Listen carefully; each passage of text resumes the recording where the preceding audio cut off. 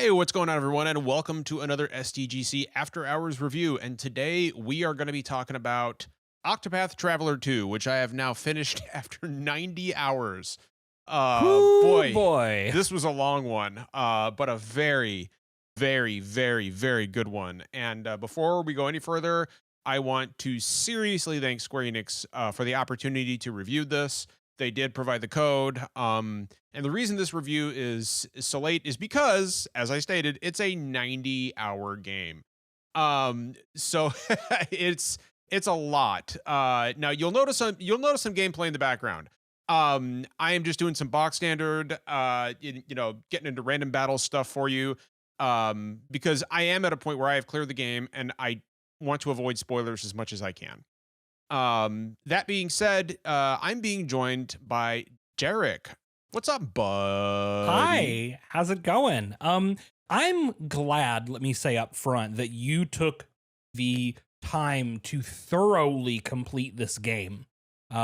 Because I think there's a lot of RPGs where you can maybe like rush through it and get a good idea of whether or not to recommend it. But I think one of the most important questions most people, certainly like I would have on my mind coming into this from the original Octopath Traveler, is how does this hold up? How does this compare?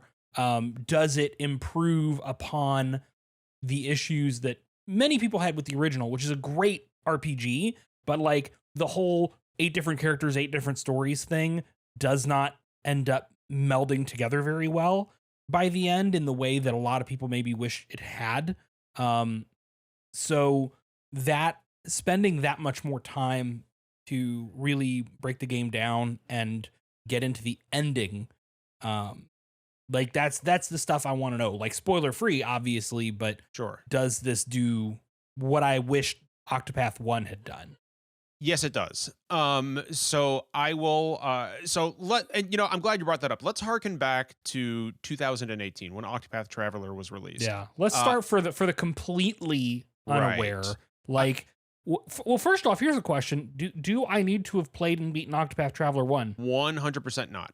No. Okay, is this Um, even in the same world, or is this a totally different? It's like a Final that's the Fantasy th- situation. So that's the thing. I can't tell. Like the name of the Okay. world is different, but the name of like some of the gods are the same. Exactly the same. It could be a very, very okay. I You know see. what? I get the sense it's a different continent, maybe. Like maybe it's like a that's never really because the first world is Orstera, right? Yeah. And this is and I can't remember after 90 hours the name of this continent is a blur to me, but So like it may or may not be the same world, maybe, yeah. But the fact that that's not a question that can be fully answered means that the first game's not that important. Correct. Okay. And So for the uninitiated, what is Octopath Traveler? So Octopath Traveler 2 is a JRPG with 8 characters with 8 very distinct stories with almost no overlap whatsoever. In fact, your characters in the original Octopath Traveler are not present during any of the story vignettes except during battle. Like for example, if one character is going through a specific chapter, it focuses on that character. Those other characters do not show up unless it's in battle, right? Now I want to like full disclosure, it's the same way here, but big but there is still a ton of character interaction in the form of like little in fact they're called like party chat or something like that. You hit the you hit a certain button and all of a sudden it takes you to a perspective of 2, sometimes 3, sometimes more characters all conversing about the chapter that you're actually going through at that present moment. So you get the sense that these characters are actually present this time. And at the end of the game, I'm not going to give any spoilers, but I will say that in a much more cohesive there is an overarching story, and you'll find it out during the last chapter of the game, which involves all characters, and they're all on. And this is a weird thing to say, like this is an improvement, but all characters are on the screen together. They're all interacting with each other. You find out that all of their stories are in fact intertwined, and there's been an overarching plot this entire time. And Okay. so that is one thing that I also had some issues with in the first game. As much as I loved it, this really fixed that for me. Um, Yeah, the original, I think everything I love about Octopath Traveler 1 is that it is very much a throwback to like the Squaresoft RPGs of the Super Nintendo era. Very much so. Very much like well, and I mean it's the very retro like Final Fantasy and Dragon Quest, menu driven, that's what it's a throwback to, but it's very, very pretty. I mean, it was the first of the like HD 2D like projects, right? Correct. Of Correct. this art style, and it was gorgeous. And even though maybe the stories did not intertwine the way I wanted to by the end, it was this great ambitious idea of what a new retro RPG could look like. And this is the absolute pinnacle of HD 2D thus far. Like this is unreasonably gorgeous. It's better looking than Octopath Traveler. As much as I love Live Alive, it's better looking than Live Alive. It's little things too. Like for example, enemies or boss enemies specifically actually have attack animations now. That's nice. So yeah, so like they're not just like static enemies, and you're like like a bog standard Super Nintendo JRPG. I mean, stylistically, that still worked for me, right? Because that's the way it was for in sure. Old Super Nintendo RPGs. For so sure. It didn't bother me, but it would be nice to see a little bit more flourish. Right, exactly. And and it never bothered me either. Like, I want to be perfectly clear, but I was pleasantly surprised. I was like, "Oh, wow, they really put some effort into this." Another cool little feature as I'm kind of running around the desert here in my gameplay video is this game has a day night cycle. And you can switch that on the fly by hitting R2. Which I think is really cool. And the interesting choice. The encounters and available side quests change depending on whether it's night or day. Like characters who are present in the town or out in the world during the day may not be there at night, and vice versa. And in order to complete some side quests and kill some specific enemies, you have to make use of that.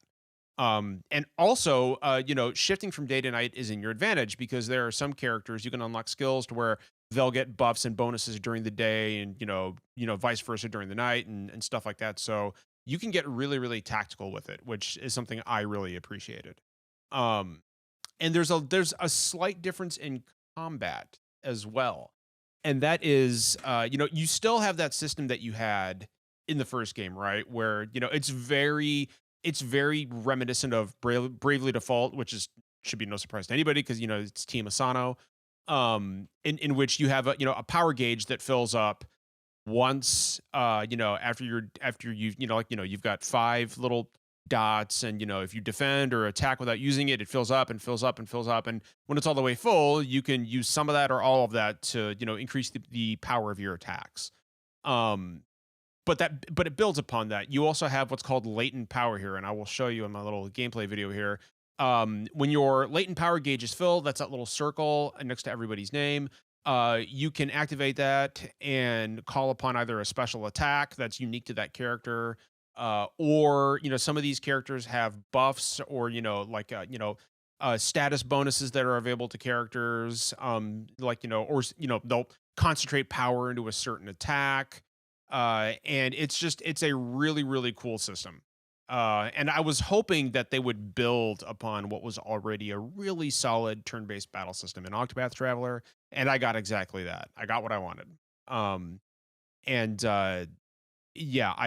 As from a battle perspective, I could not be happier with how this came out. And I feel like the other thing about Octopath Traveler is it was a very challenging game. Yeah, it was. Even from early on, it's not necessarily hard, but it lets you know you're going to have to work and think about battle strategy. You're not going to be able to just blur your way through it. Correct. And as you get further into the chapters, that difficulty ramps up. And so, I will go ahead and say that there are still some very, very difficult bosses here that I kind of wanted to there was one or two in particular where I was like, I'm going to put my controller through the wall. But at the same time, I will go ahead and say that this is a much more accessible game. You think the difficulty curve is a little bit more approachable? It's actually much more forgiving. Okay. So yeah, it's and which is a good thing because that was one of my major criticisms of Octopath Traveler is that as somebody who grew up playing these games, I was like, oh, this is really hard. But I can definitely see how that level of difficulty would be off-putting for someone who doesn't play these games and wants to get into them. It's not a good leaping point to JRPGs. Jarek, what I want to do is I'm running around the desert here looking for fights. I would love if you would ask me some questions. Yeah, Because yeah, I would love to. absolutely. I would love to answer any questions you have about this wonderful, wonderful game. Sure. And of course it's hard, right? Because again, most questions about this game are probably going to be either really, I think for new folks, most questions about this game are equally well answered as like questions about Octopath Traveler. And I think for existing fans, most of what people want to know is the story connected and does the story come together better? Sounds like the answers to those are no, not connected. Yes, comes together better. How about this? Who is a standout character of the 8 Ooh. for you? Because there are always like I'm forgetting her name, but the merchant girl in the first game. Tressie? Yes, immediately latched onto her as maybe my favorite of the protagonists. Derek, if you love the merchant in that game, I got good news for you. Particio, who is the merchant in this game, not only is a snappy dresser, but he's also the absolute best character in the game.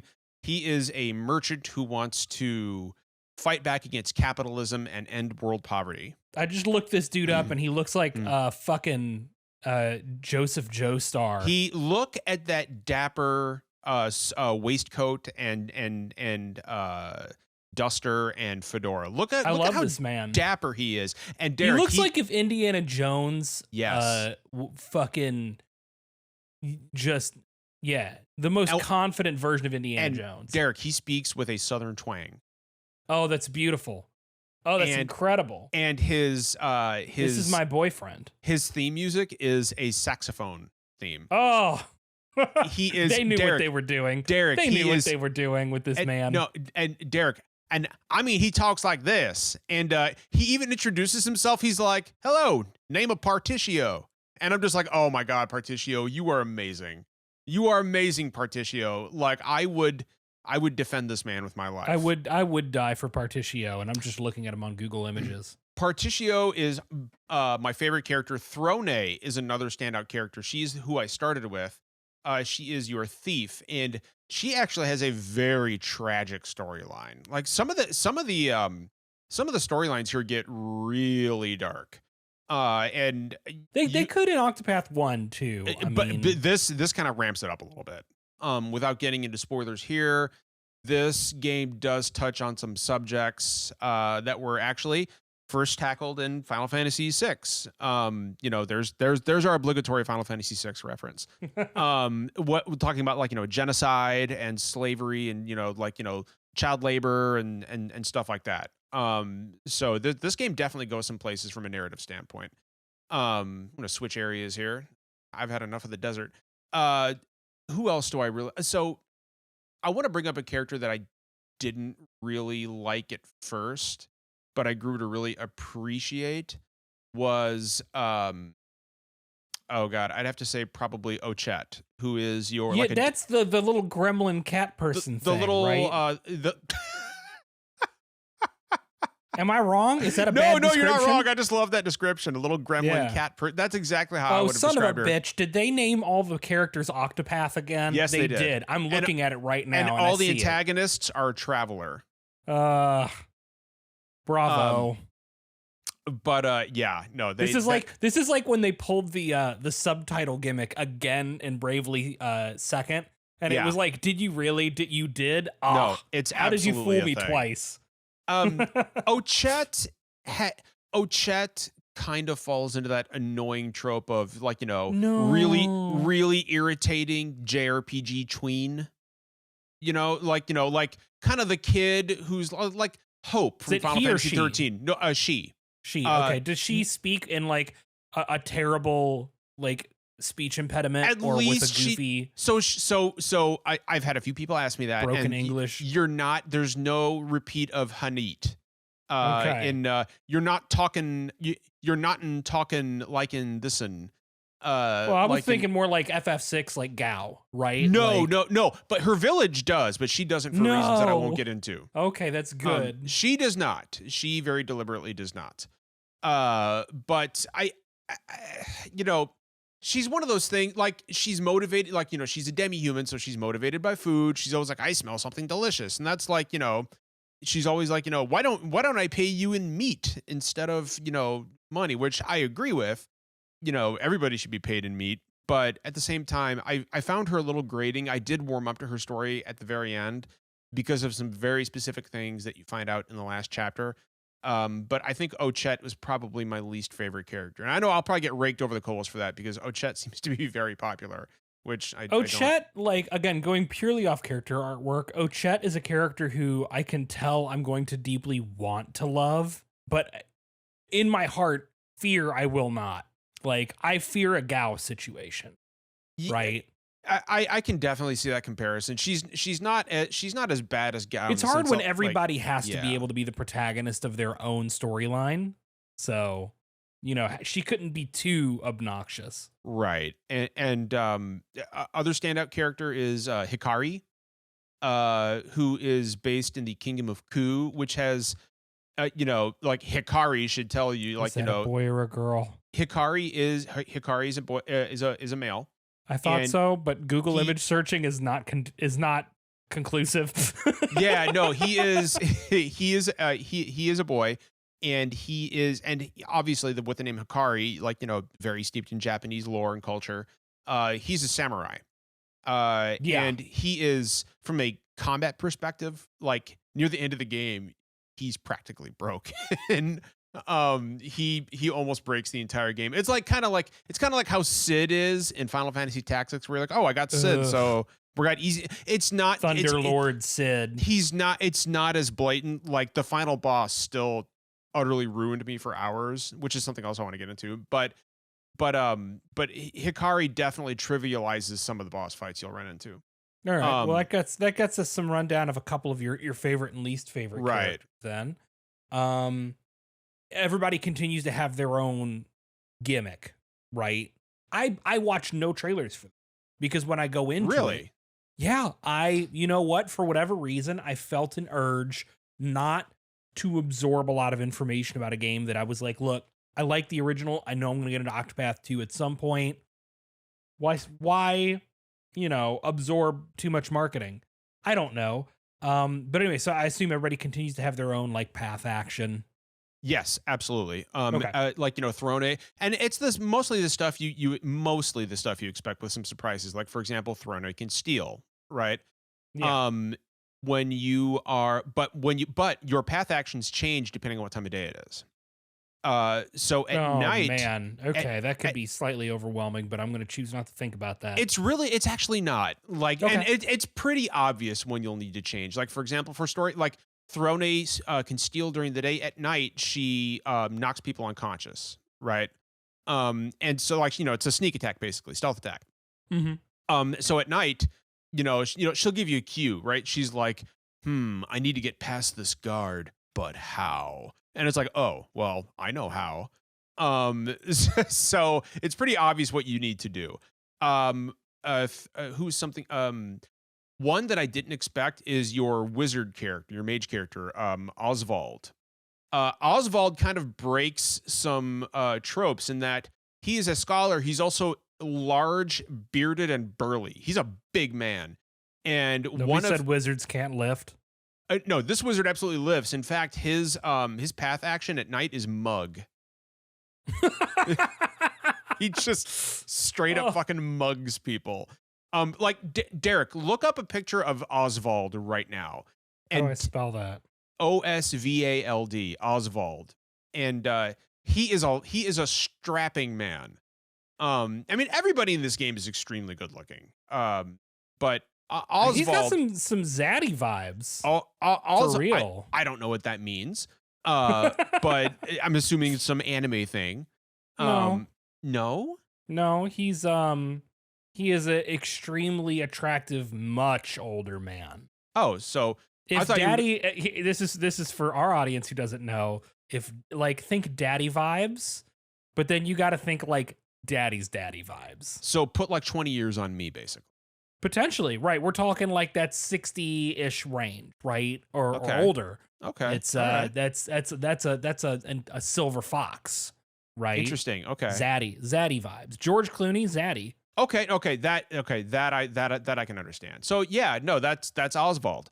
And he is a scholar who scrutinizes people during the day and mugs them at night.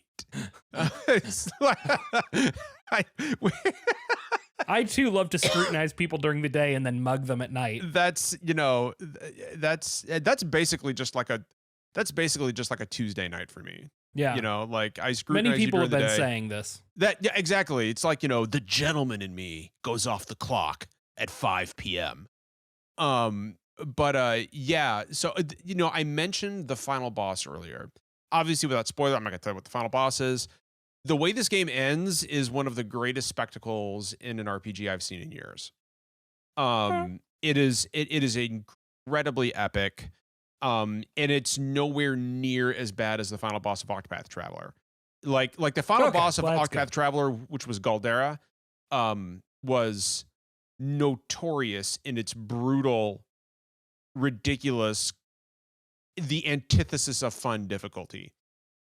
This is still very difficult, but much more manageable, much cooler. And you also and again, since all your stories are actually interweaving this time, makes a lot more sense. Um, Derek, I got to tell you,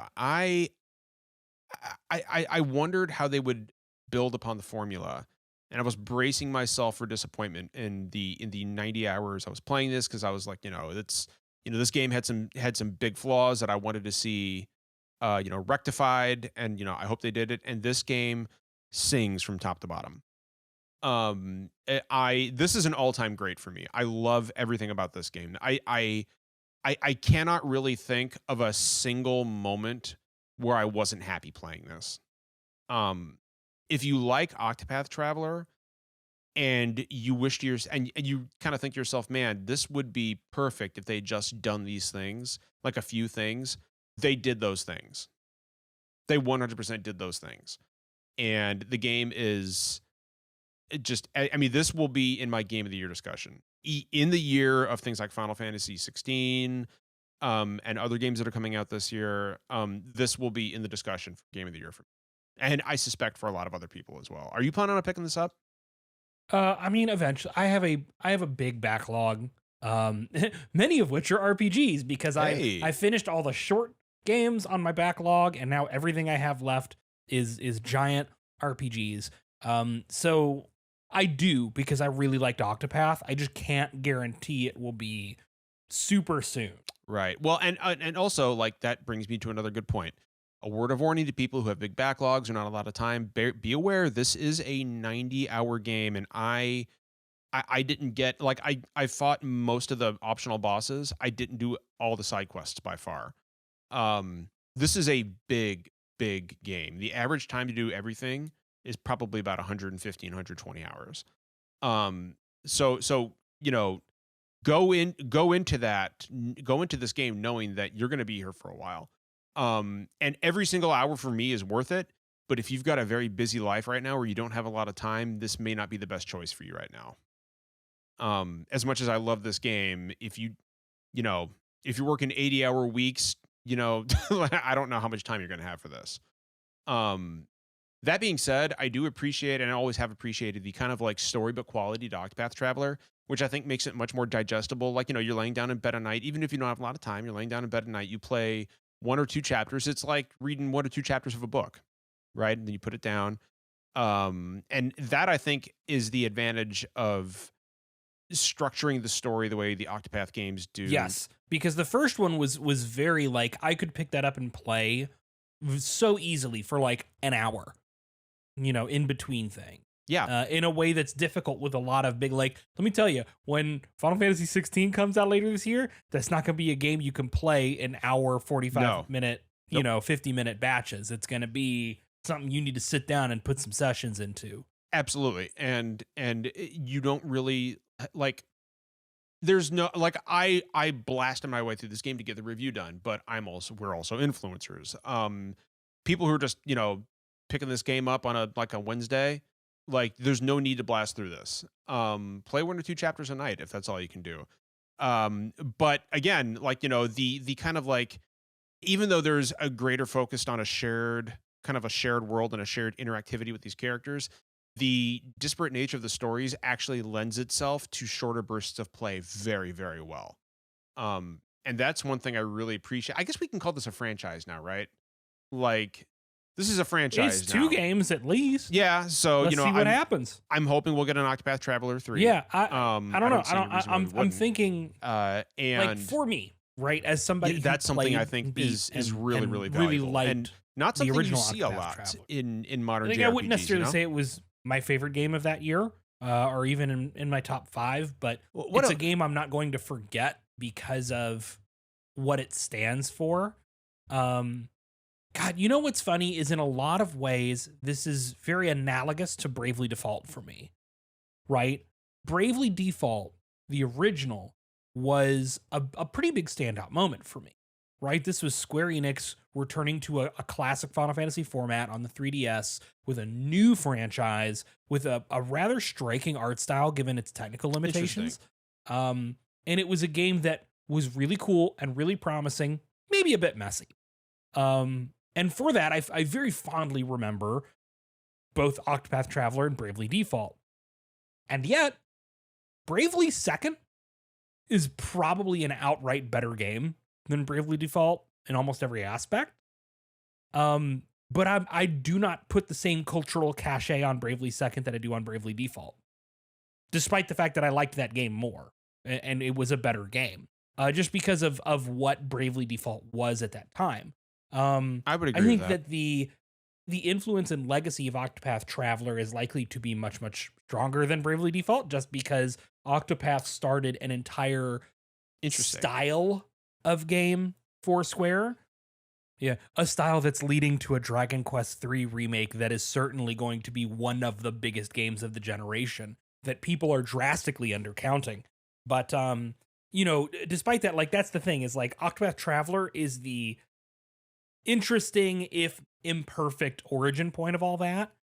And 2 is a refined sequel that will probably get less attention in the gaming history books, but deserves your attention, it sounds like, if you are a fan of retro style RPGs. All right, everyone. I think that does it. Derek, thank you so much for joining me to talk about this wonderful, wonderful game. Oh, thank you for having me. Anytime we're going to review like a retro RPG, that I'm going to be here.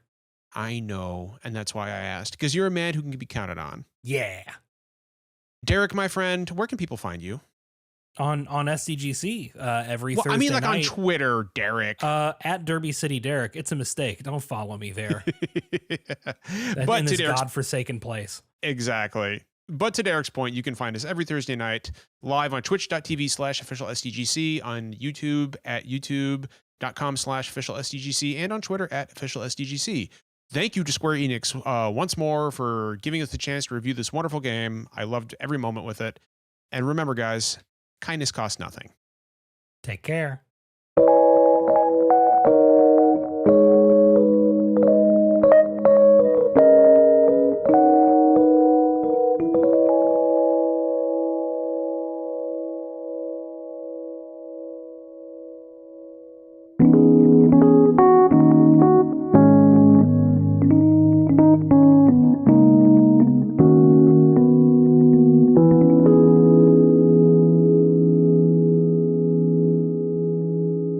Thank you.